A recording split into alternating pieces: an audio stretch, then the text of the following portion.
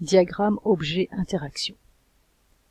En physique, lorsqu'un objet agit sur un autre objet, on parle d'action mécanique. Si les objets agissant l'un sur l'autre sont en contact, il s'agit d'une action de contact. Si les objets agissant l'un sur l'autre sont à distance, il s'agit d'une action à distance.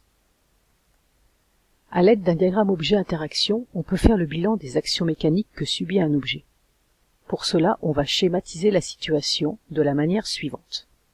Tout d'abord, on va lister tous les objets et les représenter comme ceci, donc par une bulle à l'intérieur duquel on notera le nom de l'objet. Ensuite, on cherchera les interactions. Si on a des interactions de contact entre deux objets, on les représentera par une flèche pleine comme ceci. Par contre, si l'interaction entre ces deux objets est une interaction à distance, on la représentera par une flèche en pointillé. Alors nous allons appliquer ce qui vient d'être dit dans cet exemple, le joueur qui tape le ballon. On commence par lister les différents objets qui interviennent dans la situation. Donc nous avons le joueur, le ballon, le sol sur lequel est placé le joueur et le ballon, et puis on va rajouter la terre.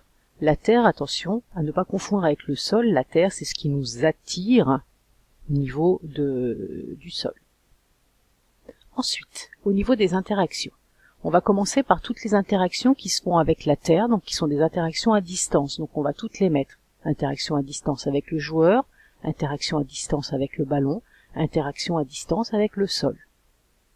Ensuite, on va s'intéresser aux interactions de contact. Donc on va avoir les interactions de contact entre le joueur et le sol, entre le sol et le ballon, et entre le joueur, et le ballon. Voilà, on a fait le tour de toutes les interactions qui ont lieu entre tous les objets, et à partir de ce diagramme objet-interaction, on va pouvoir faire un inventaire des forces qui s'exercent sur un des objets que l'on veut étudier. Donc c'est ce qu'on fera dans la prochaine capsule.